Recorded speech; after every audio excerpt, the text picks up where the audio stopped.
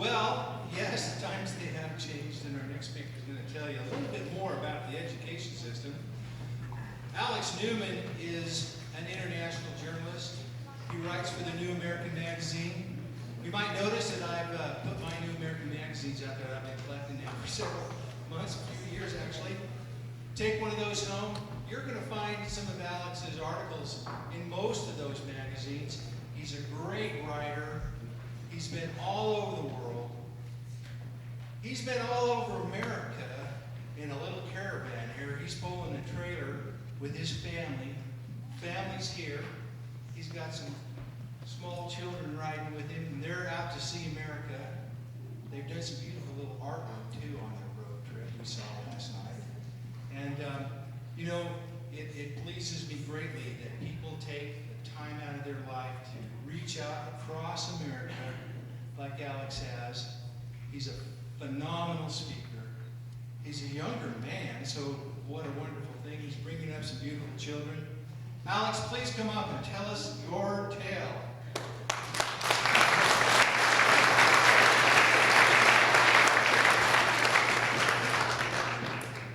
Hey everybody, thank you so much for being here. What an honor to be able to speak to a crowd like this. You got to start with the obligatory joke, though, even though I don't have a lot of time. I have a great joke for you.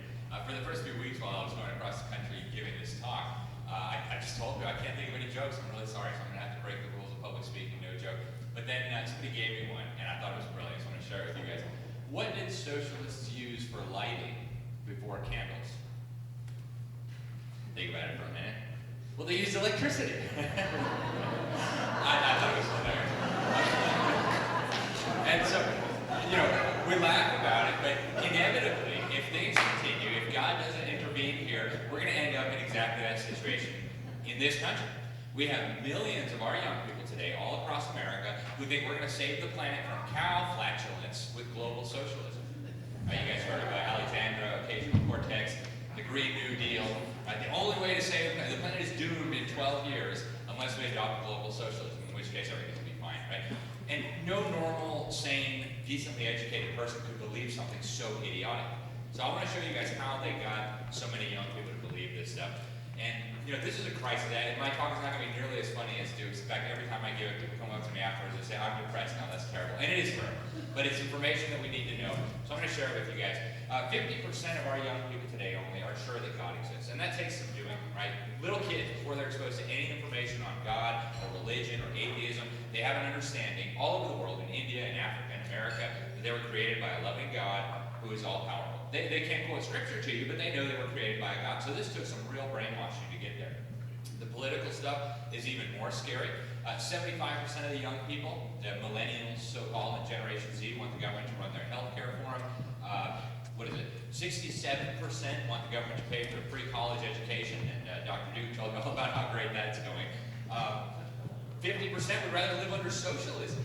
Right? I come from Miami. You can throw a rock in any direction and you'll hit somebody who can give you horror stories, right? Oh yeah, I remember socialism. They came to our farm, they shot my dad in the head, and they stole all our property in the name of the people. What normal, sane person could want something so idiotic, right? Typically when the socialists take over, they do it by killing a bunch of people. And yet here in this great country, founded on freedom, they've got half of our young people who voluntarily want to move toward that system. It takes some doing. I'm going to show you how they got there. And then also, almost half want to abolish the border agency, right? As Trump says, without a border, you're not a nation. And that's where we are. And speaking of socialists, this guy here, Adolf Hitler, was a monster, and he was also a socialist. And he was wrong, like most socialists, on just about everything. But he was right about this, right? It's a real quote. It came up in the Nuremberg trials. It said, he alone who owns the youth gains the future.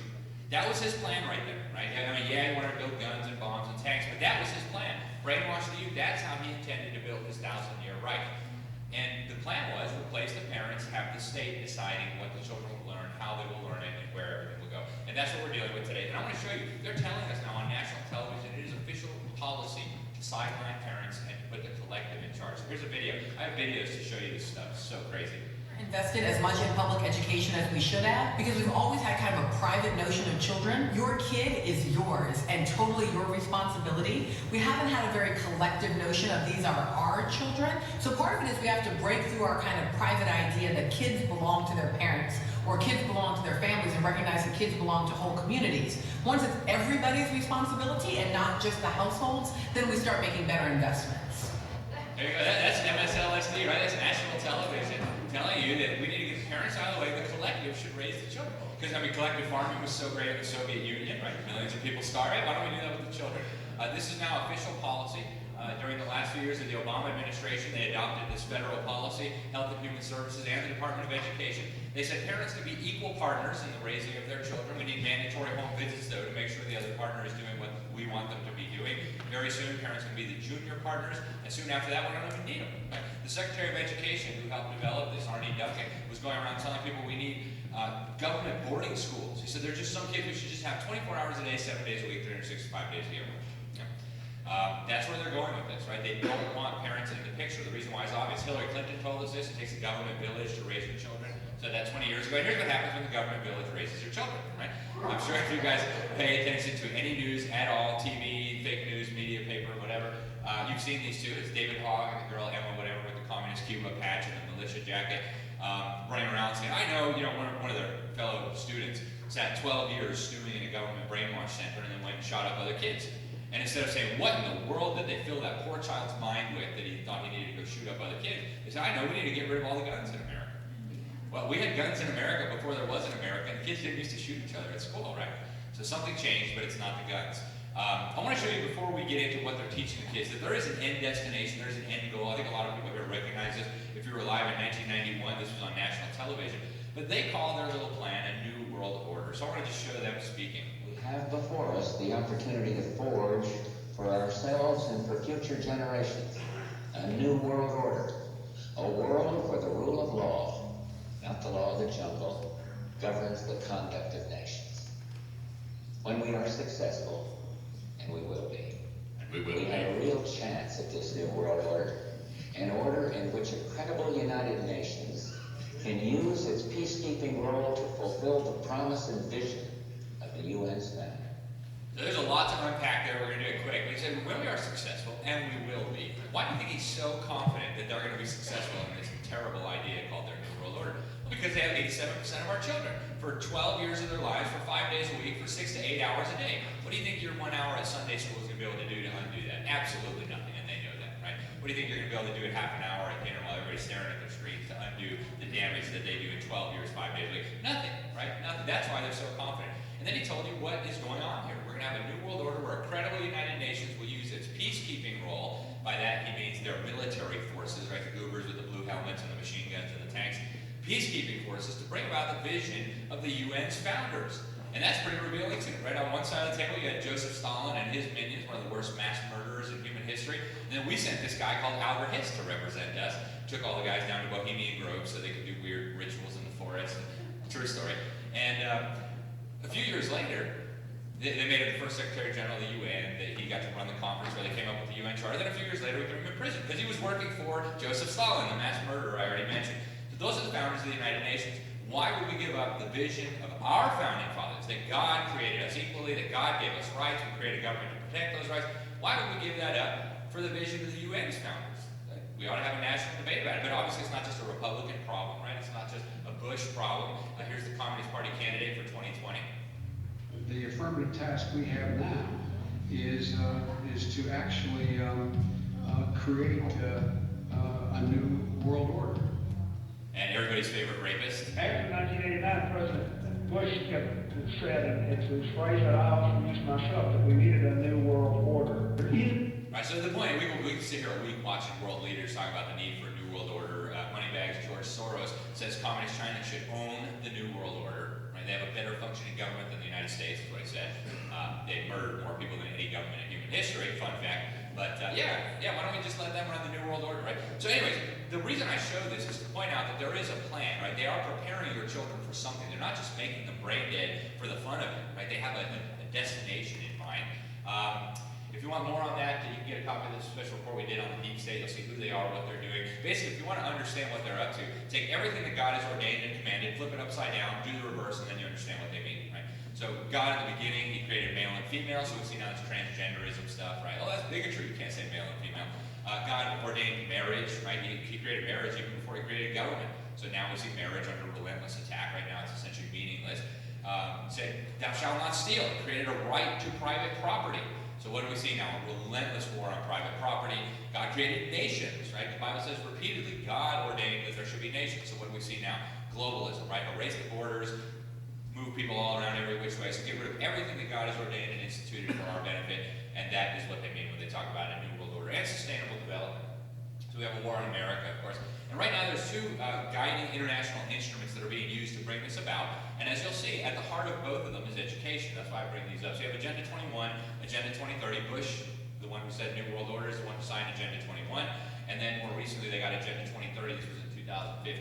For those who aren't familiar with Agenda 21, a nice summary by the people who created it. They said that it proposes an array of actions intended to be implemented by every person on Earth. That means every one of you and your kids and your grandkids and your great-grandkids and every pygmy in Central Africa and every tribesman in the Amazon rainforest, every person on the planet needs to participate. And they say it's going to require a profound reorientation of all human society unlike anything we have ever experienced. So they have big plans, and they know the road to implementing those big plans runs through your children. Right? This is what, straight from Agenda 21, Chapter 36 deals entirely with education, and they tell you it's going to be indispensable to changing people's attitudes, right? They know they're never going to talk to people in this room into surrendering their property, giving up their family, giving up their country, giving up their freedom. That ship has sailed, right? You can't teach an old dog new tricks. They know they need the children. That's why they're going for the children. They tell you it's going to be critical education for promoting sustainable development. It needs to be integrated into every single subject. It needs to include spiritual development, and it needs to give them the right values, attitudes, beliefs, and practices to be consistent. This is an Agenda 21 book produced for children by the United Nations. I have a copy at home. You should get one. And I don't know if you can tell from where you're sitting, but you got the Hindu gods up in the clouds. They're very upset because the storks are delivering all these babies.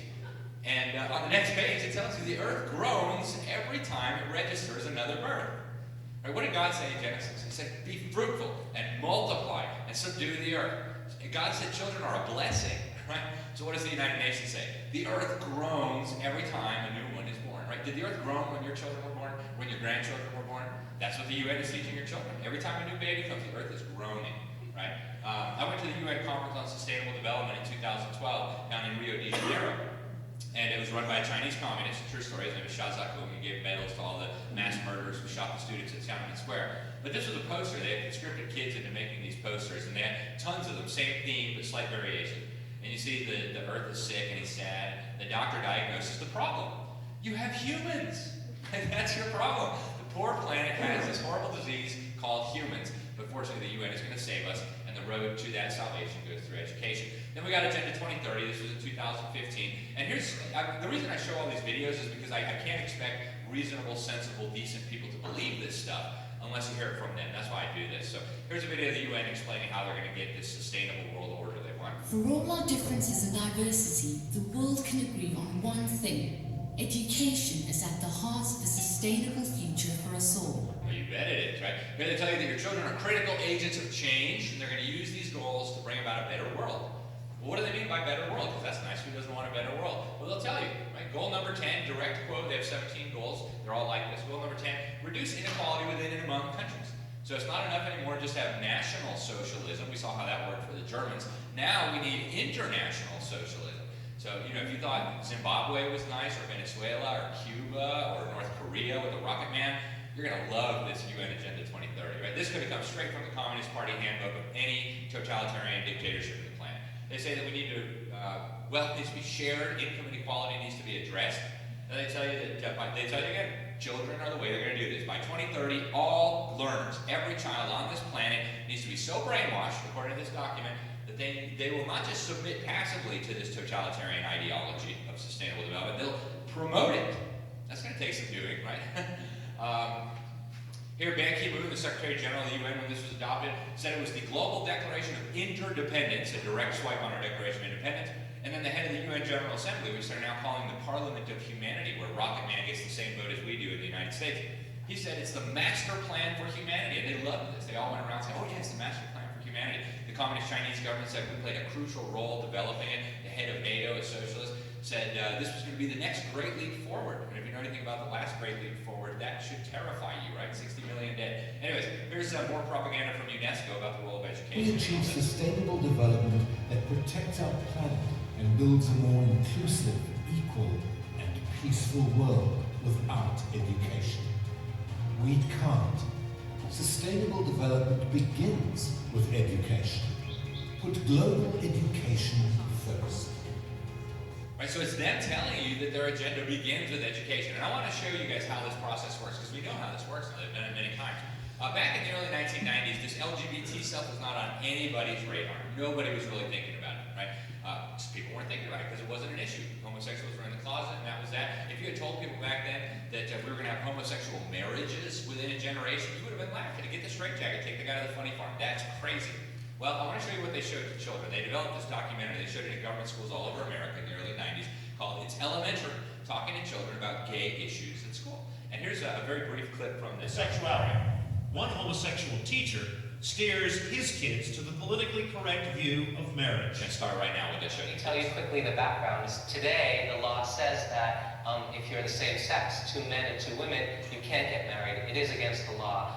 And I thought that it might be kind of fun for us to sort of be pretend judges for a few minutes. And what I'm going to give each of you is a sheet that just tells you that some people think that it's wrong for gays to get married, that it's not natural, and that it goes against what a family is. Other people think that the state should not decide these things, that it should just be up to 2 adults to decide what they want to do. What do you think the answer to these questions are? Should gays be allowed to marry?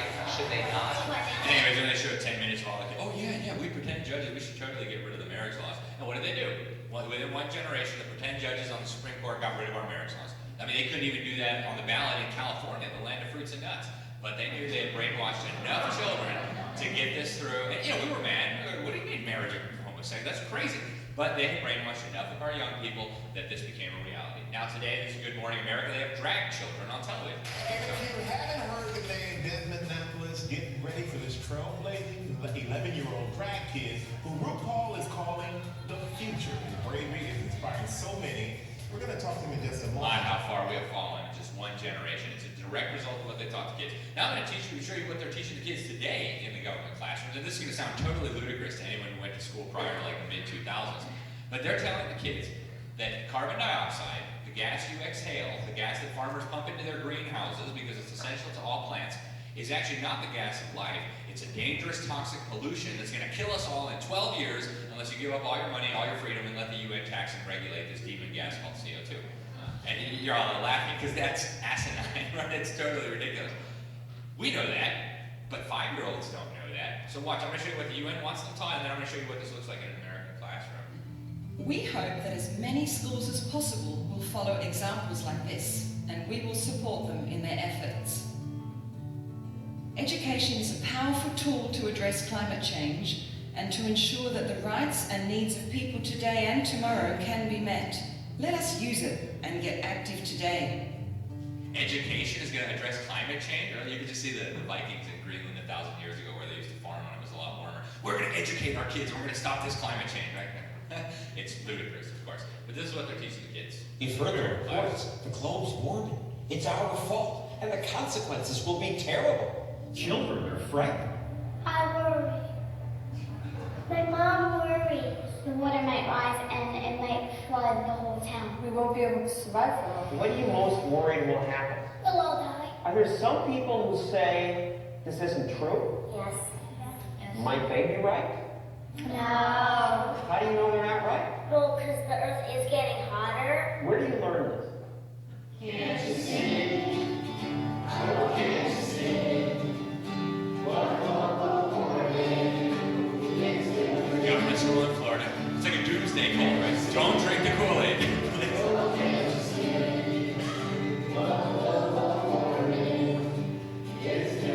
It's climate change One now, of the right? main components after educating Now they turn them into political activists, letter for their congressman. global warming is that they're given a letter for their families to sign, and this is the congressman or world. Right, so anyways, they should turn them into little political activists. That's what comes out the other side, right?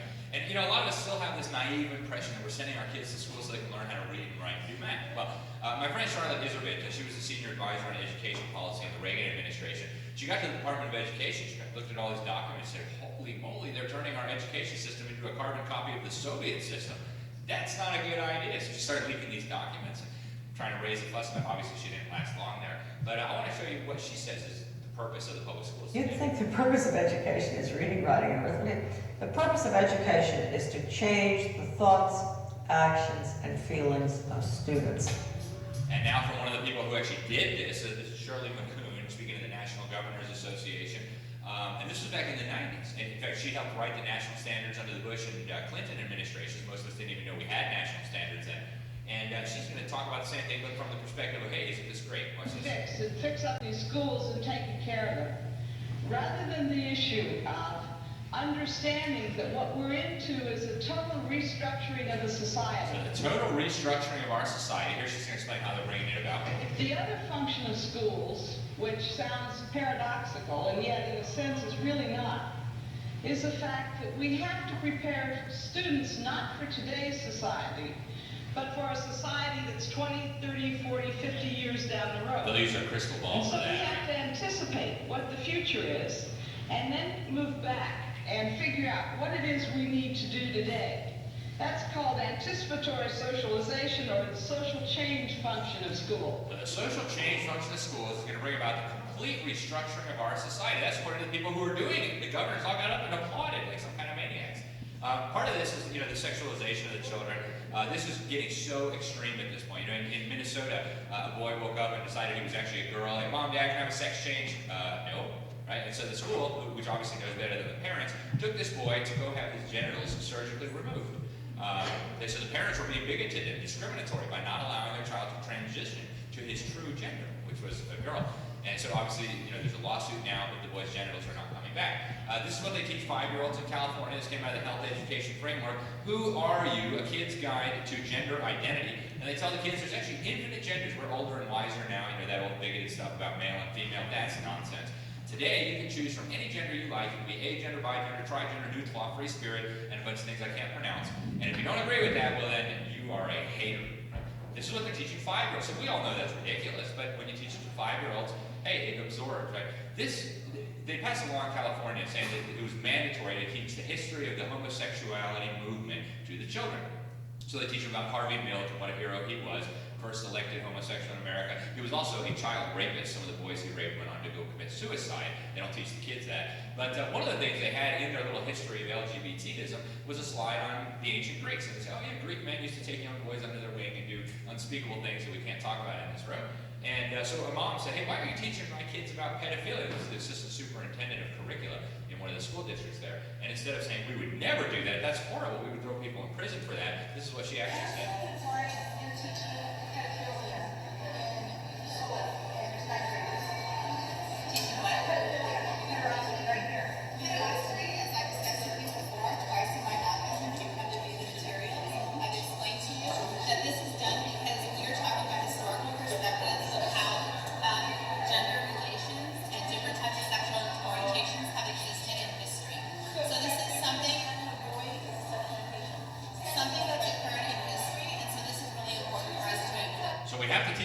Child rape because it's something that has occurred in history. Well, you know, Jesus walked on the planet in history, and they're not teaching the kids that. So obviously, just because something occurred in history isn't the defining standard for what goes in.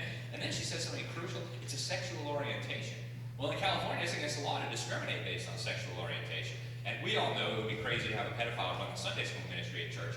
But how long until these kids grow up and they say, well, wait a minute, sex with children, that's a sexual orientation. You can't ban a pedophile from running your Sunday school ministry. Right? You just got to project the lines out. When they taught that to the kids in the 1990s, they knew what was coming. They know what's coming with all this, too. This is the drag queen story hour, and I know some of you are recoiling in horror. This is a man in a dress wearing demon horns, so you know it came straight from the pit of hell. They're going into first grade classrooms, kindergarten classrooms, all over the country, and reading LGBT stories to the children in public libraries. And now it's at the point where, according to the UCLA, 27% of California's children are gender non-conforming. So boys who don't know their boys, girls who don't know their girls. And I was a kid not that long ago, and I never met a gender non-conforming kid. Never. Living in 8 countries on 4 continents, never once did I come across a boy who thought he was a girl, or a girl who thought she was a boy. And yet now in California, 27%. This was last year. Next year, maybe it'll be 40%. Maybe after that, it'll be 50%. And at what point do we say enough of this? I don't know. Now, according to the NBC fake news, 20% of millennials identify as LGBT. This is, of course, a direct result of what they're learning in the government schools. It's one reason I no longer identify as a millennial. And here you can see what they're teaching the children. This is from UNESCO, the UN educational arm. And it's a global guide to sexuality education. They want it in all the schools of the world. They want 5-year-olds to know about sexual pleasure and masturbation. Why do they want 5-year-olds to know about sexual pleasure? Unless they're grooming them for something, which is my best guess. By 9, they should be able to defend why we need taxpayers to fund the murder of babies. Right? It's a true story. Obviously, the kids are not getting a good education. They have the Common Core now. I'm sure most of you are familiar with that. Dr. Duke probably is the world's leading expert in exposing that. And here we have, Duke and I serve on a board with these wonderful people here. This is Dr. Sandra Stotsky. She was the only English language expert they put on the Common Core Validation Committee. The only English expert. And she said that these standards were written hastily by people who didn't care how crummy they were. They're going to reduce the ability of children to develop critical thinking skills. She refused to sign on. This was the only math expert they put on the committee, James Milgram of Stanford, and he said that these are as non-challenging as possible. They are written to reflect very low expectations. There are actual errors in the math. They're not mathematically correct nor especially clear. So he also refused to sign off on them, and yet now they're taught in every school in America. And I was going to show you some examples of how ludicrous this is, but in the interest of time, we'll skip it. Now they have the next generation science standards, national science standards, developed by the same people who brought you Common Core. And would you be surprised to know there's no scientific method in there? They do not teach the kids a scientific method anymore. Maybe because then they know that the climate hoax is a hoax, right? But they do teach the kids 2 important things at every level they got to learn. Number 1, the gas you exhale is a toxic pollution that's going to kill us all, and only the UN can save us. And number 2, you came from slime that turned into a fish that eventually became a monkey, and then there's you, and there is no God. As long as you understand those things, you can graduate. Right? Fake history, right? Dr. Peston talked to you guys about the survey. More than half of his students think America invented slavery, right? It's because they haven't learned any real history. Here's a Common Core line textbook. The Second Amendment protects the right of the government to have a militia, right? Here they have the latest Common Core line history textbook. They say Trump is a racist. His supporters are racists, right?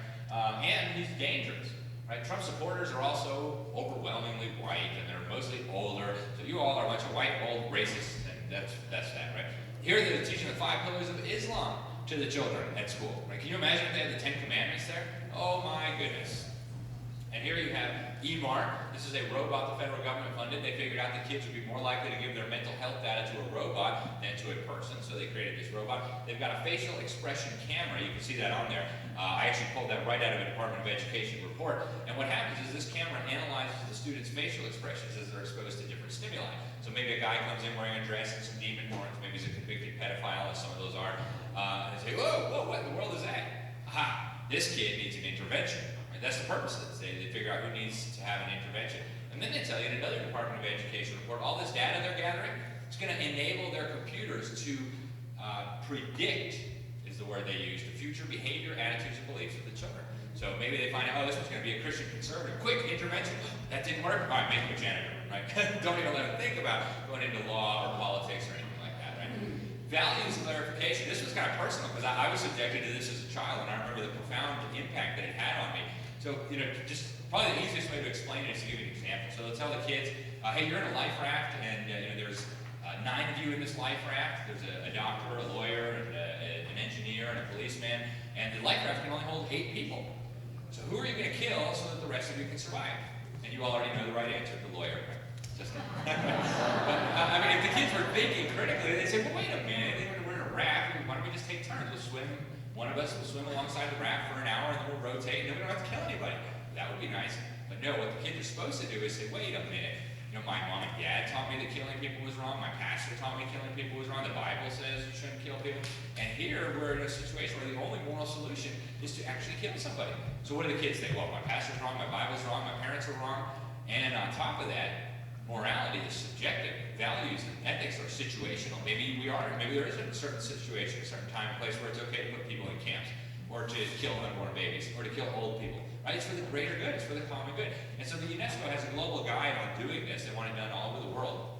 And they tell the teachers the purpose is to undermine children's belief in moral absolutes. Why in the world would you want to undermine a child's belief in moral absolutes? Unless you want to prepare them to do atrocities and monstrosities.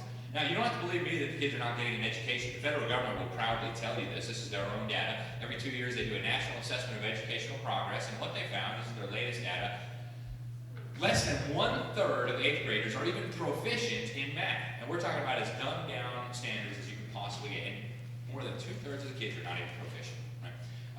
Just 1/3 are proficient in English. Just 1/4 of high school seniors are proficient in math, and just 1/3 of high school seniors are proficient in English or in reading. They go on to be illiterate adults. The federal government studied this.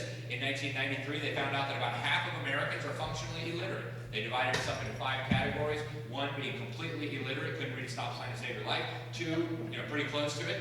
And they said 50% of Americans were in the bottom 2 categories. So, we don't hear a lot about this. Your neighbors probably are going to say, hey, Jim, guess what? I can't read, right? People don't talk about that. People are embarrassed about that. But about half of our people cannot read. In 2003, the study said the same thing. Half of Americans cannot read. In Washington, D.C., it's more than 2/3 of the adult population is functionally illiterate. That's a true story. That's straight from the Education Agency report. And when they figured out all this, they said, oh my goodness, the kids are brain dead. We need to do something. So what did they do? They all got on a plane and they went to communist Cuba. It's a true story. True story. They sent the mayor, the school superintendents, the entire school board. They went down to Cuba to see what they were doing so we could take a lesson. Now, back in 1983, Ronald Reagan put together a commission, the National Commission on Excellence in Education, and they said this system actually threatens our future as a nation and as a people. That's how serious it was. They said if a foreign power had done this to us, we might have viewed it as an act of war. And we should view it as an act of war. It was. It was an effort to undermine and destroy our system of constitutional Republican government. But we weren't always as dumb. In fact, before government schools, we were absolutely, positively brilliant. Best educated society on the planet. John Adams wrote in a letter to one of his friends that a native American who can't read and write is as rare as a comet or an earthquake. So, it can happen, but it's very rare. Think of the Federalist Papers. These were written for normal people, for farmers and blacksmiths and shoemakers, right? Not for PhDs in English literacy. And yet, today, go try to find some people who can understand this stuff. There are very few and far between. We have a lot of literacy data from early America. According to this study out of the University of Montana, by 1795, 90% of Americans could read and write. It's a lot better than we're doing today. We didn't spend a penny on government education.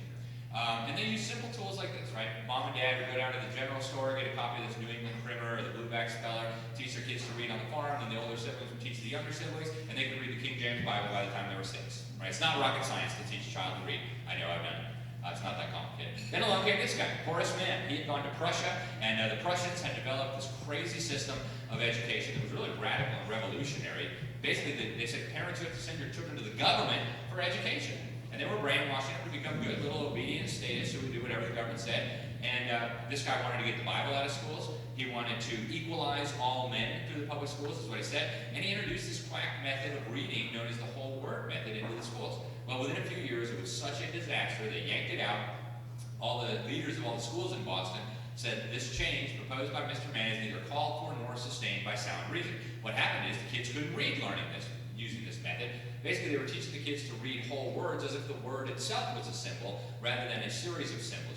We have a phonetic alphabet. Every letter represents one or more sounds. You put them together, and you can sound out any possible word that anybody can come up with.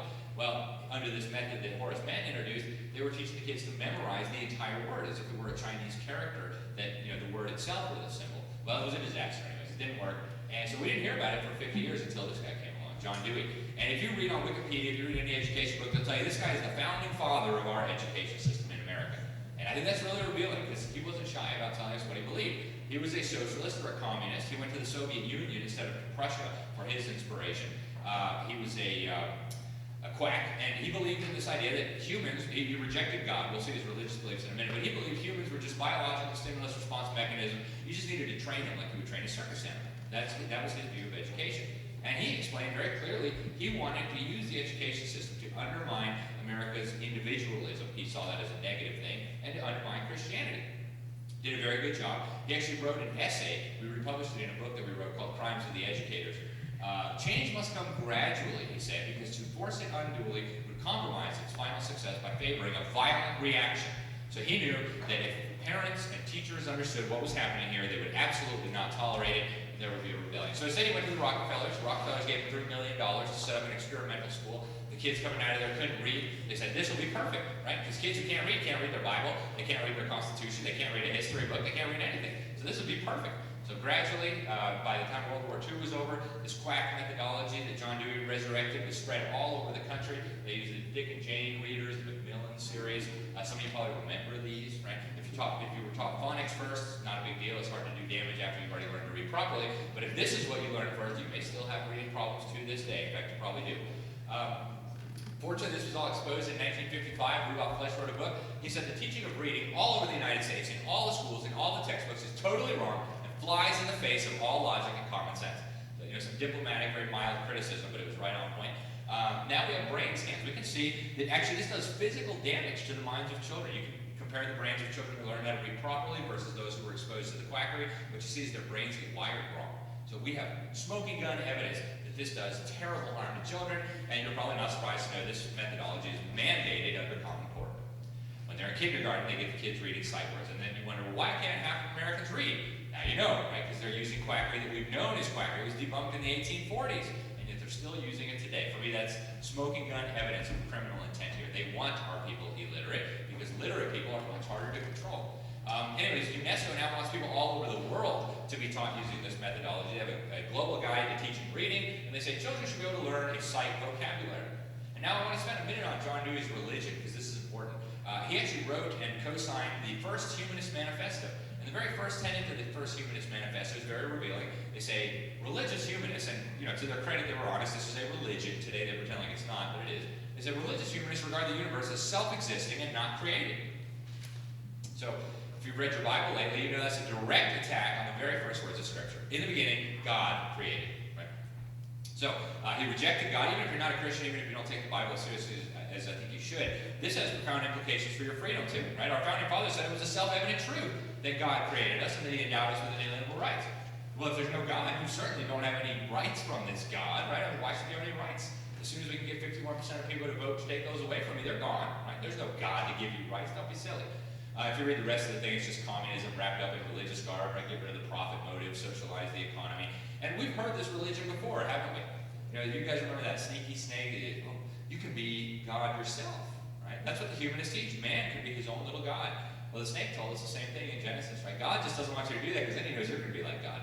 Right? And then you'll be able to decide what's right and wrong. That's what the humanists believe. It's a very ancient religion, a very ancient, false, and dangerous religion.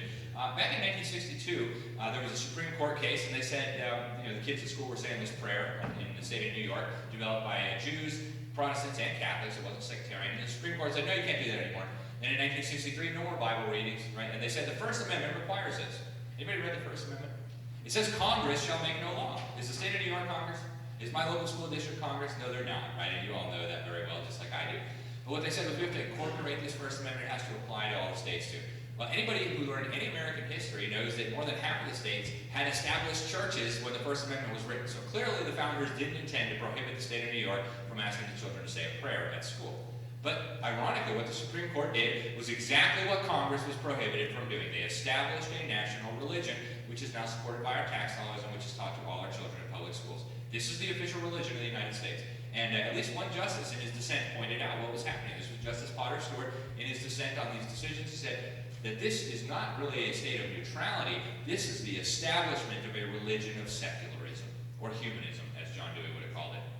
Now, the quackery is going global. Right? In 1946, the UN said it's mandatory. Education must promote and further the activities of the United Nations. The first Secretary General of the UN's Education Agency said they wanted a world government. They put out a pamphlet saying schools should combat family attitudes.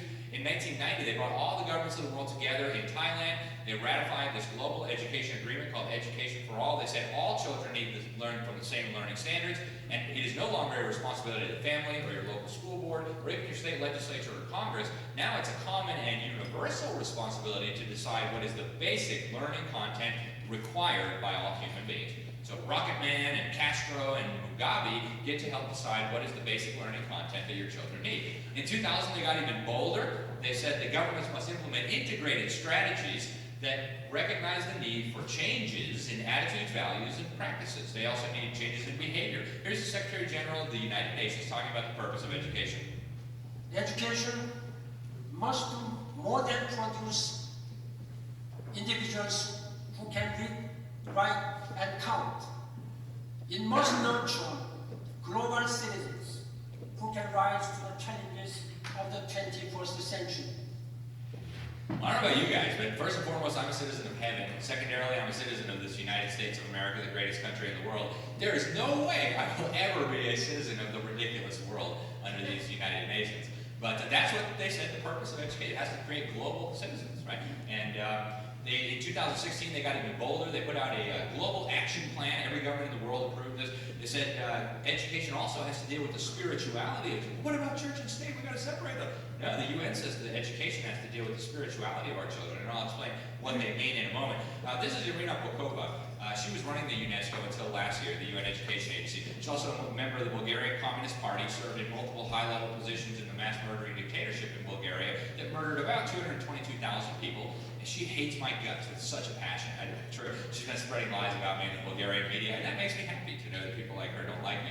But she sent out this press release, and she said, we have the collective duty to empower every child in the world with the right values to shape the future as responsible global citizens. And then they tell you on the UNESCO webpage that more highly educated people have higher incomes and they can consume more resources than poorly educated people who have lower incomes. And so in this case, more education increases the threat to sustainability. You think they want well-educated kids? There's a board game that they produced under her reign that's in government schools all over the world. You have to get the question right to move to the next square. And they ask the kids, what is the best way to fight poverty? And if you're an American, if you have two brain cells to rub together, you look around the world, what are the richest countries in the world? Well, America, Switzerland, Canada, Japan, what do they all have in common? Oh yeah, private property rights and free markets and biblical principles. What are the poorest countries in the world? Cuba, Venezuela, North Korea, Zimbabwe. And so what do they say is the best way to fight poverty? Share the wealth produced in the world. And if you want to see how well that works out, Venezuela is really nice this time of year. Take a trip down. Here's UNESCO bragging about what The they're doing. Education 2030 agenda is our roadmap to inclusive and quality education for all. UNESCO, the UN specialized agency for education, is leading the global and regional coordination of this ambitious goal, responding to cutting-edge global challenges, supporting countries to build better education systems, and monitoring progress to make sure the world stays on course. But that's just for third world countries, right? They're only helping third world countries build better education systems so we can have a global. Well, here's Arnie Duncan, Obama's education secretary for 7 years. He gave a speech to UNESCO. He said, UNESCO is our global partner. He bragged that they're turning your children into green global citizens. He said we're putting the sustainability movement into every aspect of the curriculum. He quoted a communist terrorist. I won't tell you which one because we need another presentation. But he said, education is the most powerful weapon that you can use to change the world. Did you know education was a weapon that these people were using to change the world? I bet you did. That's what they're saying, right? That's what they say when they think people aren't looking. They said education is a global public good, unconstrained by national boundaries. So we need a global education system. And that is now coming into view. We now have what they call the World Core Curriculum. You can read it on the UNESCO's website. It was developed by that guy right there, Robert Mueller, the Assistant Secretary General of the UN. And he actually called the United Nations the body of Christ. It's a true story. If you're a Christian, you know that is absolutely blasphemous and insane. But he wrote this World Core Curriculum. He said it should be taught in all the schools of the world. And he gave a really revealing tidbit in the teacher's manual for this. You can probably find it at your local library. He wrote in the foreword, he wrote himself personally, that the underlying philosophy upon which this World Core Curriculum is based will be found in the teaching set forth in the books of Alice Bailey by the Tibetan teacher Dval Kul. And to 99.9 out of 100 Americans, that means nothing. You just read right over that, okay, whatever. Well, Alice Bailey was the founder of the Lucifer Publishing Company. That's a true story. The name was a little controversial, it was a little too revealing, so they changed it to the Lucius Trust, but they still believe the same idiocy. And this Tibetan teacher he talked about, turns out he's not Tibetan, he's not a teacher, he's not even a human being. Alice Bailey, the Lucifer Publishing Company lady, claimed to be in communication with these spiritual entities. She called them ascended masters. Chief among them was this Tibetan teacher, Dval Kul. If you read your Bible, you know we're talking about demonic activity here. But anyways, these ascended masters would write these books for her. One of the books they wrote was Education in the New Age. You should check out some of these books because they will blow your mind. World government, world religion, anybody who doesn't agree, we need to get rid of them. But one of these books that these whatever things wrote, it's called Education in the New Age. And in this book, they tell you world citizenship should be the goal of the enlightened, with a world federation and a world brain. Think about that in the context of the internet too, it gets creepy. Our problem is to attain the kind of overall synthesis that Marxism and neo-scholasticism provide to their followers, but to get this by the freely chosen cooperative methods that John Dewey advocated. Back to John Dewey and Marxism, right? UNESCO put out a report in 2015, and they bragged that when they started this effort to get a global education system, only 12 countries had national standards, national tests. By the time this came out, they had over 100. In America, it's Common Core, right? And I'm going to show you proof of that in a minute. Bill Gates, a lot of people don't know this, he put $2 billion of his own money into Common Core, biggest financier of this aside from taxpayers, and he signed an agreement with UNESCO in 2004. My late friend Phyllis Schlafly actually got a copy of this agreement, posted it on the website. She helped us with our education book. And in this agreement, Bill Gates agreed that we agree with the objectives of UNESCO. And here is the Common Core people telling you exactly what's going on. Until now, it's been pretty hard to tell how well kids are competing in school and how well they're going to do when they get out of school. Is a girl in your neighborhood being taught as much as her friend over in the next one? Is a graduating senior in, say, St. Louis as prepared to get a job as the graduate in Shanghai? Shanghai. Well, it turns out the answer to both of these questions is no. Because for years, states have been setting different standards for what students should know and be able to do at each grade level. What we really need are clear goals. That's where the Common Core state standards come in. The standards are consistent from school to school, and they match up against international standards too. International standards. There you have Seattle, Chicago, Shanghai, and Paris. So even though local communities will still design their own curriculum, with the same rules, everybody can compete on the same kind of staircase.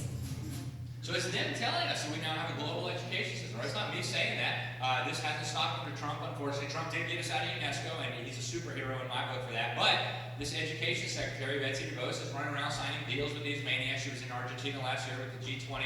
They agree they're going to keep infusing sustainable development into the curriculum. They agree they're going to keep internationalizing education. Now we're back to the polling data. 55% of young Americans want socialism. There's the number of atheists and humanists, right, rising like a rocket. Here you see the religious trends, Protestant Christianity in steep decline.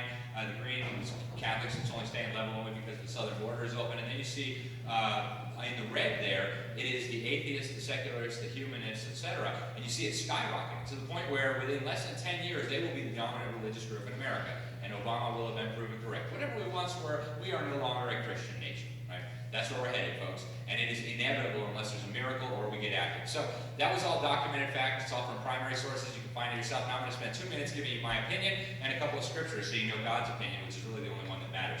First of all, can we reform this system? Wouldn't it be nice? We're just going to run for school board and fix everything. Unfortunately not, right? The system is doing exactly what its architects intended it to do. It'd be like taking your car to the mechanic when it's running perfectly and say, fix it for me. What do you mean fix it? It's doing exactly what it's supposed to do. How are you going to fix it? It's doing exactly what the people who wanted it said they wanted it to do. So as I see it now, we have two options. Option one is we get our children out of the public school system as quickly as possible in as large numbers as we possibly can. Option two, just get ready to lose your freedom in your country because that's what's coming. Right? They are preparing the children for that. So there's really good news. Only 3 out of 10 American parents would choose government schools to send their children to if they had a choice. Right? What we need to show them now is not only do they have a choice, it is a necessary choice. They got to do it. What we need now is a Dunkirk operation. Right? If you went to government school, you might not remember what happened there. So a quick refresher. The British Army was totally surrounded, about to be annihilated by Adolf Hitler's National Socialists. And the British people got on their knees and they prayed and they said, God, send us a miracle. We need your help. And they put every resource in their society at the disposal of this rescue operation. They took everything that could float across the English Channel, loaded them up all on every fishing boat, pleasure boat, canoe, yacht, whatever, brought back as many as they could at a time, and then went back to go pick up more. And good news, I can happily announce that they are not speaking German in Britain today. You heard one of our recent speakers, they may be speaking Arabic soon, but for the time being at least, it worked out for them. So families, get your children out of the public school system. Parents, I'm talking to you, but grandparents, you can help. All kinds of great options. Pastors, priests, rabbis, warn your congregations. God put you as a shepherd there so you would shepherd the flock. Warn them about what's happening. Parents don't know. And I know you're worried about offending those 2 public school teachers. They already know this. That's why they homeschool and put their kids in private school in massively higher numbers than others. So we need to also understand what is the purpose of an education, right? Surprise, the purpose is not so you can get a nice car and retire in Florida. God tells us a lot about education, and he says that Caesar should train up the child in the way he should go. And when he's all, and you guys are looking at me funny, because of course he didn't say Caesar, right? He's talking to parents. Parents are the ones who should be primarily responsible for the education of their children, not the government. Caesar never should have been in charge. It says again, fathers, right, bring your children up in the discipline and instruction of the Lord. God tells us something about education in Proverbs. He tells us in Proverbs 9:10, the fear of the Lord is the beginning of wisdom. And the Lord is less welcome in public schools today than headlights. So you think your kids are going to get a lot of wisdom there? You think they're going to get a lot of knowledge? It tells us in Proverbs 1:7, the fear of the Lord is the beginning of knowledge. The children in the public schools are not getting wisdom, they're not getting knowledge, they're getting a counterfeit, they're getting a fraud. Martin Luther said if the schools didn't diligently teach the scriptures, they'd become great gates of hell. Pope said any education without Christ in it is false and full of error. This guy here, John Milton, one of the greatest thinkers of our civilization, said the end of learning is to repair the ruins of our first parents and to regain, to know God aright. Right, so homeschooling is a really great option. These men were mostly homeschooled. We have over 2.5 million homeschoolers in America today, and that is incredible news because these guys can run circles around victims of the government schools on every metric, right? On socialization. They're in the 80th to 90th percentile in academics on the government's own standardized tests, right? They spend no time. They spend about $500 a year doing that. There's also a lot of great private schools out there, but buyer beware, there's a lot of terrible ones too. About half of Catholic dioceses today are using Common Core. Keep that in mind. A lot of the Protestant schools have just become carbon copies of the government's educational system. So I work with Freedom Project Academy. That's the school that Dr. Duke Pesta runs. It's a fantastic option if you have children out there, you want some help, we'll partner with parents, and they'll get a real education with real science, real history, they'll get phonics. We need to know that the UN is coming for this, right? They've already made clear on multiple occasions they do not like this, that there's all these unregulated private Christian schools out there teaching kids that the Bible is true and that they have God-given rights. They don't like that. And, here we are thinking, well, they can come get my guns for my cold dead hands. I'm going to defend against tyranny. And don't get me wrong, I'm a gun guy too. They'll get my guns for my cold dead hands. But we need to recognize that this is not going to be a solution, right? They've got our kids. They don't need our guns. When are you going to shoot your kids? Of course not, right? So as long as they have 87% of the children, there's nothing we're going to be able to do to beat them back. We're going to start losing on every issue. And again, Hitler was wrong about almost everything, but he understood this key thing. Right? If it hadn't been for the Americans going in and kicking their butts, they would have succeeded. Right? He said that when an opponent declares, I will not come over to your side, I calmly say, you will pass on, but your descendants now stand firmly in the new camp. In a short time, they will know nothing else but this new community. And that's where we are today, folks. We need an exodus from the government schools. If you're not familiar with the John Birch Society yet, you should get involved. Go talk to Tom and his wife in the back there.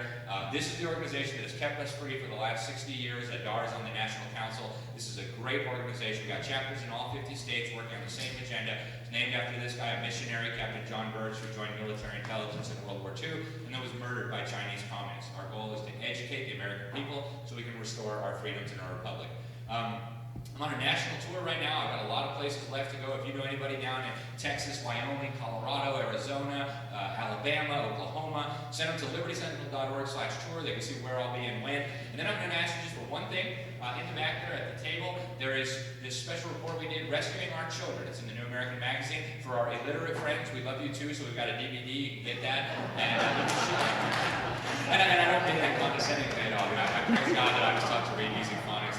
It has nothing to do with me. But so what I'm asking is, please guys, go get a copy. I think like $1 or $2. Just give a donation. If you don't have any money, just take one. Read it from front to back. If you agree this is the most important issue we're facing right now, order 100 and help get them out to all the opinion holders in your community, your pastor, the elders in your church. And I want to leave you with a scripture and then we're done. Because I don't want anyone to leave here and think this is just a political problem or an economic or even an educational problem. God tells us what we're facing. John Dewey understood. Alice Bailey understood. We're in a spiritual battle. So God said in Ephesians 6:12, we wrestle not against flesh or blood, but against principalities, against powers, against the rulers of the darkness of this world, and against spiritual wickedness in high places. This Jval Cool and their weirdo, World Core curriculum. This is spiritual wickedness in high places, folks. We need to get on our knees. We need to pray for our kids, for our teachers, for our schools, and for our countries. We're on the verge of losing it all. And if we don't rescue our children, we're going to lose our nation and our freedoms too. That's all I have, folks. God bless you all. And God bless